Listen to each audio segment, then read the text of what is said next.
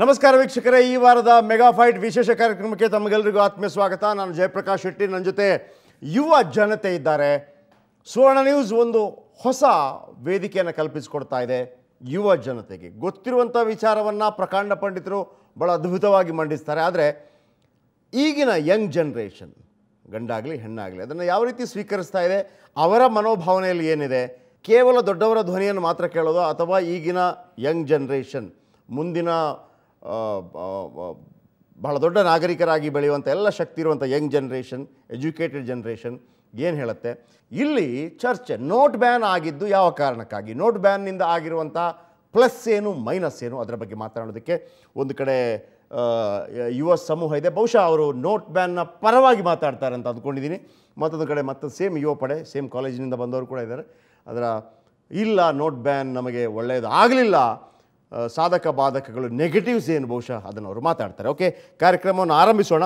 ಈ note ban ವಿಚಾರವನ್ನು ನೀವಾಗಿ analysis ಮಾಡಿದ್ದೀರಾ, ಸಾಧಕ ಬಾಧಕ, ಅಥವಾ ಇಲ್ಲ ಹಾಗೆ ಇರ್ಬೋದು, ಅವರು ಹೇಳಿದರು ಹಿಂಗೆ ಇರುತ್ತೆ ಅಂತ? ಒಳ್ಳೆಯದು, ಕೆಟ್ಟದ, ಪಾಸ್ ಫೇಲ್? ಅದು ಪಾಸ್, ಒಳ್ಳೆಯದು. ಓಕೆ, ಕೆಟ್ಟದ್ದು ಮಾತೇ ಇಲ್ಲ. ಓಕೆ, ಪಾಸ್ ಹೇಗೆ ಅಂತಂದರೆ, ಡಿಮಾನಿಟೈಸೇಷನ್ ಆಗಿಂತ ಮುಂಚೆ 185 ಲಕ್ಷ ಕೋಟಿ ಹಣ ಸ್ವಿಸ್ ಬ್ಯಾಂಕಲ್ಲಿ ಇತ್ತು. ಓಕೆ, ಆಮೇಲೆ ಇವಾಗ 2017 ಬಂದಿರೋ ಪ್ರಕಾರ 7,000 ಕೋಟಿ ಇದೆ ಅಂತ. 185 ಲಕ್ಷ ಕೋಟಿನ 7,000 ಕಂಪೇರ್ ಮಾಡಿದ್ರೆ ತುಂಬ ಕಮ್ಮಿ.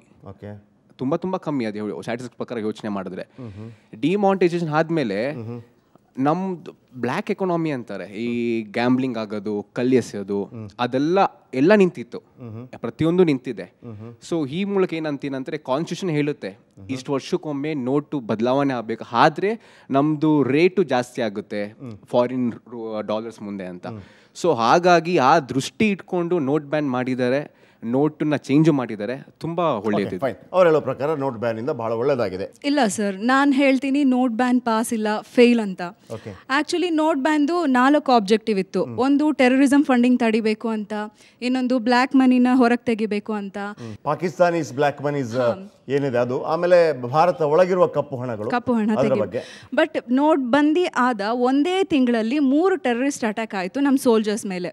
ಒಂದು ಕಾಶ್ಮೀರಲ್ಲಿ ಆಯಿತು, ಇನ್ನೊಂದು ಅಸ್ಸಾಮಲ್ಲಿ ಆಯಿತು, ಇನ್ನೊಂದು ನಾಗ್ರೋಟದಲ್ಲಿ ಆಯಿತು.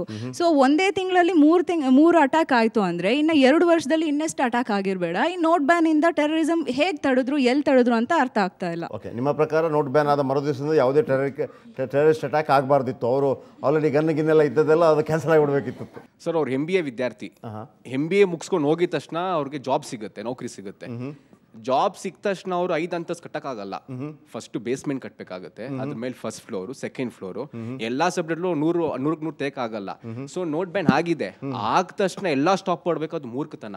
ಇವತ್ತಾಗಿದೆ ಅಂದ್ರೆ ಇನ್ನ ಮುಂದೆ ಒಳ್ಳೇದಾಗ. ಪಲ್ಲವಿ ಅವರು ಹೇಳೋ ಪ್ರಕಾರ ಏನಂತಂದ್ರೆ, ಎಸ್ ಅಗ್ರಿ, ಬಟ್ ಅದನ್ನು ಹೇಳಬೇಕಿತ್ತು ನೀವು ಅಂತ. ನೀವು ಹೆಂಗೆ ತೋರಿಸಿದಂದ್ರೆ ನಾವು ನೋಟ್ ಬ್ಯಾನ್, ಪಲ್ಲವಿ ಅವರದ್ದು ಅದನ್ನು ತಿಳ್ಕೊಂಡ್ರು ಅಂತ. ಪಲ್ಲವಿ ಅವರ ತಲೆಯಲ್ಲಿ ಹೆಂಗಿತ್ತು, ಓಕೆ ನೋಟ್ ಬ್ಯಾನ್ ಚೇಂಜ್ ಮಾಡಿದ ತಕ್ಷಣ ನಾಳೆಯಿಂದ ಏನು ಅಂತ ಪ್ರಾಬ್ಲಮ್ಸ್ಗಳೇ ಉಂಟಾಗೋದಿಲ್ಲ, ಅದರ ಒಂದು ಕ್ಲಾರಿಟಿ ಕೊಡಬೇಕಿತ್ತು ಅಂತೇಳಿ. ನೋಡಿ, ಇದು ಆರಂಭ, ನಾನು ಇದನ್ನು ಮಾಡಿದ ತಕ್ಷಣ ನಾಳೆಯಿಂದ ಆಗತ್ತೆ ಅಂತಲ್ಲ ಸರ್. ಕ್ಲಾರಿಟಿ ಕೊಟ್ಟಿದ್ದಾರೆ. ಇವಾಗ ನೋಟ್ ಬ್ಯಾನ್ ಮಾಡ್ಬೇಕು, ಕ್ಲಾರಿಟಿ ಕೊಟ್ಟಿದ್ದಾರೆ. ಜನರಿಗೆ ತೊಂದರೆ ಆಗುವ ಸಹಕಾರ ಮಾಡಿ ಅಂತ ಕೂಡ ಹೇಳಿದ್ದಾರೆ.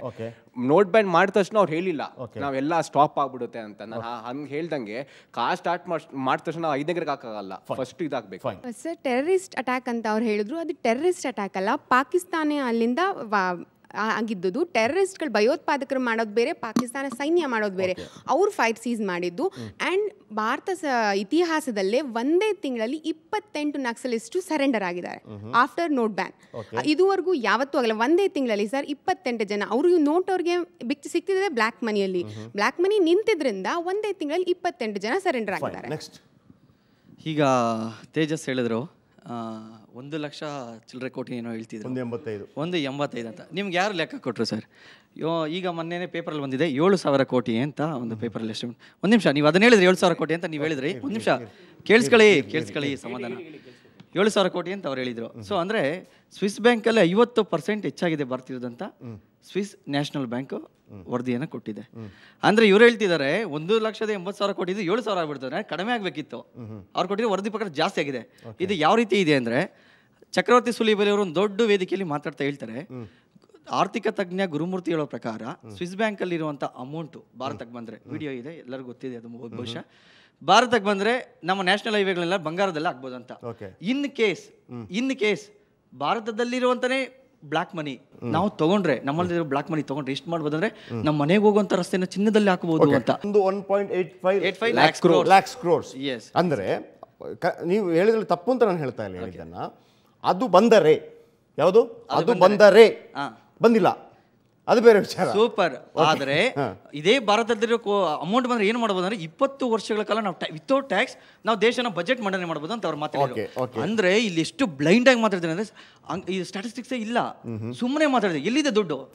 ಈಗ RBI ಹೇಳ್ತಿದೆ 98% ಅಮೌಂಟ್ ವಾಪಸ್ ಬಂದಿದೆ ಅಂತ. ಯಾಕೆ ನಾವು ಟ್ಯಾಕ್ಸ್ ಕಟ್ಬೇಕು ಇವತ್ತು? ಅಂದ್ರೆ ಇದು ಏನು ಗೊತ್ತಾ, 98% ದುಡ್ಡು ನಮ್ಮ ಚಲಾವಣೆಯಲ್ಲಿ ಆಗಿದೆ ಅಂತ. Yes, exactly. ಎಕ್ಸಾಕ್ಟ್ಲಿ. ನಾವು ಪ್ರಿಂಟ್ ಮಾಡಿರುವಂತಹ ಅಮೌಂಟ್ ಅಲ್ಲಿ 98 ಭಾಗ ನಮ್ಮ ಬ್ಯಾಂಕಿಗೆ ವಾಪಸ್ ಬಂದಿದೆ, ಎಕ್ಸ್ಚೇಂಜ್ ಆಗಿದೆ ಅಂತ. It's exchange amount. ಅಂದ್ರೆ ನಮ್ಮ ಹತ್ರ ಇಲ್ಲ ಅಂತ ಅರ್ಥ. It's very clear. ಅಂದ್ರೆ ಬ್ಲಾಕ್ ಮನಿ ಇದೆ ಇಲ್ಲ ಅನ್ನೋ ಮಧ್ಯೆ ಈ ಸ್ಟ್ಯಾಟಿಸ್ಟಿಕ್ಸ್ ಇದೆಯಲ್ಲ, ಇವ್ರ ಹತ್ರ ಇಷ್ಟೇ ಅಮೌಂಟ್ ಇದೆ 20 ವರ್ಷ, ಇವೆಲ್ಲ ಫುಲ್ಲು ಒಂದು. ಎರಡನೇದಾಗಿ ತುಂಬಾ ಗಮನಿಸಬೇಕಾದ ವಿಚಾರ ಇದನ್ನ. ಬ್ಲಾಕ್ ಮನಿ ಇತ್ತು, ಬ್ಲಾಕ್ ಮನಿ ಇಲ್ಲ, ಸುಳ್ಳು ಹೇಳಿದ್ರು, ಸುಳ್ಳು ಹೇಳ್ತಾ ಇದ್ದಾರೆ. ಬಟ್ ಇದಕ್ಕೆ ಒಂದು ಪರ್ಯಾಯ ಏನಾದರೂ ಒಂದು ಪ್ರಯತ್ನಗಳು ಬೇಕಿತ್ತಲ್ವ ನಿಮ್ಮ ನಿಮ್ಮ ನಿಮ್ಮ ನಿಮ್ಮ ನಿಲುವಿನ ಪ್ರಕಾರ? ಬ್ಲ್ಯಾಕ್ ಮನಿ ಇತ್ತು, ಏನಾದರೂ ಮಾಡ್ಕೊಂಡು ಹೋಗ್ಲಿ, ನೀವು ಸುಮ್ಗಿರಿ, ಹಂಗ ಅಲ್ಲ. What is the solution for? ಈಗ ನಾನು ಹೇಳ್ತೀನಿ ಸರ್, ಈ ಬ್ಲ್ಯಾಕ್ ಮನಿನ ನಾವು ಎರಡು ತರ ಕನ್ಸಿಡರ್ ಮಾಡಬೇಕಿತ್ತು. ಇದು ಅಮಾನೀಕರಣನೇ ಅಲ್ಲ. ಫಸ್ಟ್ ಆಫ್ ಆಲ್ ಹೆಸರೇ ತಪ್ಪಿದೆ. ಯಾಕೆ ಅಮಾನೀಕರಣ ಅಲ್ಲ ಅಂದರೆ, ಒಬ್ಬ ಸರ್ಕಾರಿ ನೌಕರನ್ನ ನಾವು ಅಮಾನತ್ತು ಮಾಡ್ತೀವಿ, ಅವ್ನು ಅವತ್ತಿಂದಾನೆ ಅವನು ಅನ್ವ್ಯಾಲ್ಯೂಬಲ್, ಅಲ್ಲಿ ಕೆಲಸಕ್ಕೆ ಅಲ್ಲ ಪ್ರಯೋಜನ ಇಲ್ಲ. ಬಟ್ ಈ ನೋಟಿಗೆ ಬೆಲೆ ಇದೆ. ನಾವು ತಗೊಂಡೋಗಿ ಬ್ಯಾಂಕಲ್ಲಿ ಕೊಟ್ಟು ಎಕ್ಸ್ಚೇಂಜ್ ಆಗುತ್ತೆ, ಅಕಸ್ಮಾತ್ ನಾವು ಅದನ್ನೇ ಇಟ್ಕೊಂಡ್ರೆ ನಮ್ಮ ಮೇಲೆ ಕೇಸ್ ಆಗುತ್ತೆ. ಅಂದ್ರೆ ಈ ನೋಟಿಗೆ ಬೆಲೆ ಇದೆ, ತಪ್ಪು. ಎರಡನೇದಾಗಿ ಇದು ದೇಶದ ಅತ್ಯಂತ ದೊಡ್ಡ ದುರಂತ. 60-70 ಜನ ಸತ್ತೋಗ್ತಾರೆ. ನಾವೊಂದು ಸಣ್ಣ ಆಕ್ಸಿಡೆಂಟ್ ಆದರೆ ನಮ್ಮ ನ್ಯೂಸಲ್ಲಿ ಬರ್ತದೆ, ಯಾವುದೋ ಒಂದು ಆಟೋ ಬಿದ್ದೋಯ್ತು, ಒಂದು ದುರಂತ 6-7 ಜನ ಸತ್ತೋದ್ರು ಅಂತ.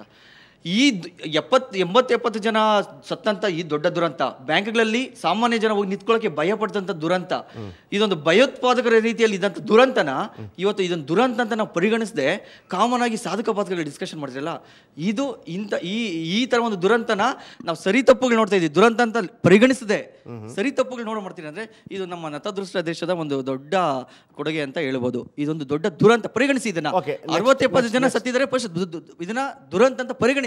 ಡಿಮಾನಿಟೈಸೇಷನ್ ಇದು ಫಸ್ಟ್ ಟೈಮ್ ಅಲ್ಲ ಇಂಡಿಯಾದಲ್ಲಿ, ಇದು ಥರ್ಡ್ ಟೈಮ್. 1946 ಅಲ್ಲಿ ಬಿಫೋರ್ ಇಂಡಿಪೆಂಡೆನ್ಸ್ ಅಲ್ಲಿ ಫಸ್ಟ್ ಡಿಮಾನಿಟೈಸೇಷನ್ ಇತ್ತು. ಆಮೇಲೆ 1978 ಅವಾಗಲೂ ಡಿಮಾನಿಟೈಸೇಷನ್ ಆಯಿತು. ಆವಾಗ ಮುಖಬೆಲೆ ನೋಟ್ ಬಂದ್ಬಿಟ್ಟು 1000, 5000, 10,000 ಅಷ್ಟಿದ್ರು. ಡಿಮಾನಿಟೈಸೇಷನಲ್ಲಿ ಟೈಮ್ ಕೊಟ್ಟಿದ್ರು ಬರೀ 3 ದಿವಸ. ಇವಾಗ ಇವ್ರು 50 ದಿವಸ ಕೊಟ್ಟಿದ್ರು. ಇವಾಗ ಅವ್ರು ಹೇಳಿದ್ರು ಆ್ಯಕ್ಚುಲಿ ಇದೊಂದು ಬೇರೆ ಥರ, ಇದು ಆ್ಯಕ್ಚುಲಿ ಅಮಾನೀಕರಣನೇ ಅಲ್ಲ ಅಂತ. ಅಮಾನೀಕರಣ ಇಲ್ಲ ಅಂದರೆ ನೀವು ಏನಕ್ಕೆ ಚೇಂಜ್ ಮಾಡ್ಕೊಂಡ್ರೆ ಇಟ್ಕೊಳ್ಳಿ, ಮನೇಲಿ ಇಟ್ಕೋಬೇಕಿತ್ತು. ಅದನ್ನು ತೊಗೊಂಡೋಗಿ ನಮ್ಮನ್ನು ಜೈಲಿಗೆ ಹಾಕ್ತಾರೆ ಇಟ್ಕೊಂಡ್ರೆ. ಅಂದರೆ ನೋಟಿಗೆ ಬೆಲೆ ಇದೆ. ಒಂದು ಇಟ್ಕೊಂಡ್ರೆ ತೊಗೊಂಡೋಗಿ ಜೈಲಿಗೆ ಹಾಕ್ತಾರೆ ಅಂದರೆ ಅದಕ್ಕೆ ಬೆಲೆ ಇದೆ ಅಂತ ಅರ್ಥ. ಅದನ್ನ ತಗೊಂಡೋಗಿ ನಾವು ದುಡ್ಡು ಕೊಟ್ಟರೆ ಅದನ್ನ ಮತ್ತೆ ಎಕ್ಸ್ಚೇಂಜ್ ಮಾಡ್ತಾರೆ. ಆ ಸಂದರ್ಭದಲ್ಲಿ ಎರಡನೇದಾಗಿ ದೇಶದಲ್ಲಿ ನೀವು 2 ಪೀರಿಯಡ್ ಹೇಳಿದ್ರಲ್ಲ, ಎಷ್ಟು ಸುಭದ್ರತೆಯಿಂದ ಆ ನೋಟನ್ನ ಚಲಾವಣೆ ಬದಲಾವಣೆ ಆಗಿದೆ ಅಂತ ನೀವು ಅಬ್ಸರ್ವ್ ಮಾಡಬೇಕು. ಆ ಥರ ಆಗಲಿಲ್ಲ. ಯಾಕೆಂದರೆ ಸರ್ಕಾರಗಳು ಗೊತ್ತಿತ್ತು ಇಷ್ಟು ದೊಡ್ಡ ಮಟ್ಟಕ್ಕೆ ಆಗುತ್ತೆ ಅಂತ. ಅದು ಮುಂಚೂಣಿಯಾಗಿಯೇ ಅದಕ್ಕೆ ವ್ಯವಸ್ಥಿತವಾಗಿ ವ್ಯವಸ್ಥೆ ಮಾಡ್ಕೊಂಡು, ಒಂದು ಬ್ಯಾಂಕ್ ಅಂದ ಮೇಲೆ ಅದಕ್ಕೆ CC ಕ್ಯಾಮ್ರಾಗಳು, ಬರೋರು ಹೋಗೋರು CC ಕ್ಯಾಮ್ರಾಗಳು, ಅಲ್ಲಿ ಪೊಲೀಸ್ ವ್ಯವಸ್ಥೆ ನೀಟಾಗಿ ಮಾಡ್ಕೊಂಡು ಎಷ್ಟು ಜನನ ಲಾಟಿ ಚಾರ್ಜ್ ಆಗಿದೆ ನೀವು ನೋಡಿರ್ಬೋದು. ನಾನು ಅನುಭವಿಸಿ ಹೇಳ್ತಿದ್ದೀನಿ. ರಿಯಲ್ ಎಸ್ಟೇಟ್ ಬಿದ್ದೋಯ್ತು, ವ್ಯಾಪಾರ ಬಿದ್ದೋಯ್ತು ಅಲ್ಲ, ಅದಕ್ಕೂ ಇಂತೂ ಹೆಚ್ಚಿನಾಗಿ ಮನುಷ್ಯನಿಗೆ ಸ್ವಾಭಿಮಾನಕ್ಕೆ ಧಕ್ಕೆ ಆಗುವಂಥ ಕೆಲಸಗಳು ಬ್ಯಾಂಕ್ ಹತ್ರ ನಡೆದಿವೆ. ಓಕೆನಾ? ಸೊ ಇದನ್ನು ನಾವು ಅನಲೈಸ್ ಮಾಡಿ ಸರ್ಕಾರಕ್ಕೆ ಆ ತಲೆ ಇದ್ದೇ ನಾವು ಆ ಕೆಲಸನ ಮಾಡಬೇಕಿತ್ತು ವಿನ ಮುಂದಾಲೋಚನೆ 50 ಅಲ್ಲ 100 ದಿನ ಕೊಟ್ಟರೆ ಇನ್ನೂ ನಮ್ಮ ಹತ್ರ ಬ್ಲಾಕ್ ಮನಿ ಇದೆ. ಒನ್ಸ್ ಅಗೇನ್ ಒಂದು ಸರ್ಕಾರ ಅಂತ ಹೇಳುವಾಗ ಅಲ್ಲೂ ಕೂಡ ಸಾಧಕ ಬಾಧಕಗಳ ಬಗ್ಗೆ ಚರ್ಚೆಯಾಗಿ, ಈಗ ನಾವೊಂದು ಕಾಲೇಜಲ್ಲೇ ಒಂದು ಕಾರ್ಯಕ್ರಮವನ್ನು ಮಾಡುವಾಗ ಅದರ ಬಗ್ಗೆ ಸಾಧಕ ಬಾಧಕಗಳ ಬಗ್ಗೆ ಚರ್ಚೆ ಆಗುತ್ತೆ. ಹೌದೋ ಅಲ್ಲೋ ಹೇಗೆ ಎತ್ತ ಅಂತ. ಒಂದು ಜವಾಬ್ದಾರಿತ ಸರ್ಕಾರ ಕೂಡ ಅದರ ಬಗ್ಗೆ ಚಿಂತನೆ ಮಾಡುತ್ತೆ. ಅದರ ಹೊರತಾಗಿ ಕೆಲವು ಚರ್ಚೆಗಳು ಈ ರೀತಿ ನಾವು ಮಾಡುವಂಥದ್ದು ಬಂದೇ ಬರುವಂಥದ್ದು. ಎಸ್, ಆ್ಯಕ್ಚುಲಿ ಏನಂದರೆ ನಾನೊಂದು ಎಂಟ್ರಪ್ರೂನರು. ನಂದು ಒಂದು ಸ್ಟಾರ್ಟಪ್ ಆಗಿತ್ತು earlier then demonetisation. When I was ನಾನು ಫೈನಲ್ ಇಯರಲ್ಲಿ ಇದ್ದಾಗ ಒಂದು ಸ್ಟಾರ್ಟಪ್ ಮಾಡಿದ್ದೆ ನಮ್ಮ ಊರಲ್ಲಿ. ನಾನು ಬರೋದು ಕೋಲಾರಿಂದ. ಅಲ್ಲಿ ಏನಾಯ್ತಂದರೆ ಬಿಕಾಸ್ ಆಫ್ ಡಿಮಾನಿಟೈಸೇಷನ್ ಆಗಿದ ತಕ್ಷಣ ನಮ್ಮ ಪ್ರಧಾನಮಂತ್ರಿ ಅವರು ಅನೌನ್ಸ್ ಮಾಡಿದ್ರು ಇವತ್ತು ಲೀಗಲ್ ಟೆಂಡರ್ ಇಲ್ಲ, 500,000 ರೂಪೀಸ್ ನೋಟ್ಸ್ ಅಂತ. ಆಗಿದ್ದ ಮೇಲೆ ನನ್ನ ಹತ್ರ ಆಫೀಸಲ್ಲಿ ಕ್ಯಾಶ್ ಅಕಾಮಡೇಟ್ ಆಗೋಗಿತ್ತು. Nearly around it was 40,000 30,000 rupees cash ಈ ಥರ ಇತ್ತು. It was not a big business, ದೊಡ್ಡ ಬಿಸ್ನೆಸ್ ಅಲ್ಲ, ಒಂದು ಸ್ಟಾರ್ಟಪ್ಪು. You can understand. ಆಮೇಲೆ ಅಲ್ಲಿ ಏನಾಯ್ತಂದರೆ ಆಗಿದ ತಕ್ಷಣ ಏನಾಯ್ತಂದರೆ ನನಗೆ ಆರ್ಡರ್ಸ್ ಬರೋದು ಸ್ಟಾಪ್ ಆಗೋಯಿತು. ಜನರ ಹತ್ರ ದುಡ್ಡು ಇರಲಿಲ್ಲ ಫಸ್ಟು. ಸೆಕೆಂಡು ಆಮೇಲೆ ಏನಾಯ್ತಂದರೆ 2000 ರೂಪೀಸ್ ಸರ್ಕ್ಯುಲೇಷನ್ ನೋಟ್ಸ್ ಬಂದ ಮೇಲೆ ಚೇಂಜ್ ತುಂಬ ದೊಡ್ಡ ಪ್ರಾಬ್ಲಮ್. ಬೆಳಿಗ್ಗೆ ನಮ್ಮ ಡೆಲಿವರಿ ಬಾಯ್ ಎಲ್ಲಾದರೂ ಹೋಗಬೇಕಂದ್ರೆ ಫಸ್ಟ್ ಹೋಗಿದ ತಕ್ಷಣ ಜನ ಏನಂದರೆ 100 ರೂಪಾಯಿಗೆ 50 ರೂಪಾಯಿಗೆ ಆರ್ಡ್ರ್ ಮಾಡಿಬಿಡೋದು, 2000 ರೂಪೀಸ್ ನೋಟ್ ಕೊಡೋದು. ಚೇಂಜ್ ಕೊಡಿಸ್ಬೇಕಂದ್ರೆ ತೊಗೋಬೇಕಂದ್ರೆ ಸುಮ್ಮನೆ ಆರ್ಡ್ರ್ ಮಾಡೋದು, 100 ರೂಪಾಯಿಗೆ 50 ರೂಪೀಸ್ ಏನಾದರೂ ಆರ್ಡ್ರ್ ಮಾಡೋದು, 2000 ರೂಪೀಸ್ ನೋಟ್ ಕೊಡೋದು. ಈ ಥರ ಮಾಡಿ ಮಾಡಿ ವಿ ವರ್ ಬೇರಿಂಗ್ ನಿಯರ್ಲಿ ದಿನಕ್ಕೆ 5000 ರೂಪೀಸ್ 6000 ರೂಪೀಸ್ ಲಾಸಸ್ ಬೇರ್ ಮಾಡ್ತಿದ್ವಿ. ಅದು ಆಗ್ತಾ ಇತ್ತು, ಹೀಗೆ ಕಂಟಿನ್ಯೂ ಆಗ್ತಿತ್ತು. ನಿಯರ್ಲಿ ನಾವು 1 ವೀಕ್ ಅಷ್ಟು ವೇಟ್ ಮಾಡಿದ್ವಿ, 2 ವೀಕ್ಸ್ ಅಷ್ಟು ವೇಟ್ ಮಾಡಿದ್ವಿ. ಅದಾದಮೇಲೆ ನಾವು ಶಟ್ ಮಾಡಿಬಿಟ್ವಿ. ಇದು ನಮ್ದು ಈ ಥರ ಆಗಿದ್ರೆ ಎಷ್ಟೋ ಒಂದು ಈ ಥರ ಸ್ಟಾರ್ಟಪ್ ಕಂಪನೀಸು. ಅದರ ಮಧ್ಯದಲ್ಲಿ ಒಂದು ಕೇಳೋದಕ್ಕೆ ಇಷ್ಟಪಡ್ತೀನಿ, ನೋಟ್ ಬ್ಯಾನ್ ಮತ್ತು ಅದರ ಜೊತೆಯಲ್ಲಿ GST ಕೂಡ ಬಂದದ್ದು ಪ್ರಾಬ್ಲಮ್ ಆಯ್ತಾ, ಅಥವಾ ನೋಟ್ ಬ್ಯಾನ್ ಒಂದೇ ಇದ್ದಿದ್ರೆ ಅಂತ ಅಷ್ಟು ಪ್ರಾಬ್ಲಮ್ ಆಗ್ತಾ ಇಲ್ಲ? ನೋಟ್ ಬ್ಯಾನ್ ಆದ್ಮೇಲೆ ನಾನು ಹೇಳ್ತಿರೋದು, GST ಮುಂಚೆ ಇದು. ಓಕೆ, ನೋಟ್ ಬ್ಯಾನ್ ಆದ್ಮೇಲೆ. ಫೈನ್ ಸರ್, ನೋಟ್ ಬ್ಯಾನ್ ನ ಪರವಾಗಿರುವಂತರು ನೋಡಿ, ನೋಟ್ ಬ್ಯಾನ್ ಇವತ್ತು ನಮ್ಮ ದೇಶದಲ್ಲಿ ಬ್ಯಾನ್ ಆದ ನಂತರ ನಮ್ಮ ದೇಶದಲ್ಲಿ ಇದ್ದಂತ 2 ಲಕ್ಷ ಕೋಟಿಗೂ ಅಧಿಕ ಕೋಟಾ ನೋಟುಗಳು ಇವತ್ತು ಏನಾದ್ರು just it is a piece of paper. ಹೌದೋ ಅಲ್ಲೋ? ಇವತ್ತು ನಮ್ಮ ದೇಶದಲ್ಲಿ ಇರ್ತಕ್ಕಂಥ ಕೋಟಾ ನೋಟುಗಳ ಚಲಾವಣೆಯನ್ನ ನಿಯಂತ್ರಣ ಆಯ್ತೋ ಇಲ್ಲೋ? ಒಪ್ಕೊಳ್ತಾರೋ ಇಲ್ಲೋ? ಇದನ್ನ ಇಡೀ ದೇಶವೇ ಇದ್ರ ಬಗ್ಗೆ ಹೆಮ್ಮೆ ಪಡುತ್ತ ವಿಷಯ. ಅಂಥದ್ರಲ್ಲಿ ಇವತ್ತು ಕೇವಲ ನೀವು ಏನು ಹೇಳ್ತಾ ಇದ್ರು, ಅದರ ಜೊತೆಗೆ ಮೋದಿಯವರ ಒಂದು ಈ ನಿರ್ಧಾರದ ಹಿಂದೆ ಭ್ರಷ್ಟಾಚಾರ ನಿರ್ಮೂಲನೆ. ನೋಟ್ ಬ್ಯಾನ್ ಪಾಸಾ ಫೇಲಾ? ಒಂದು ಬ್ರೇಕ್ ನಂತರ ಮತ್ತೆ ಚರ್ಚೆ ಮುಂದುವರಿಸೋಣ.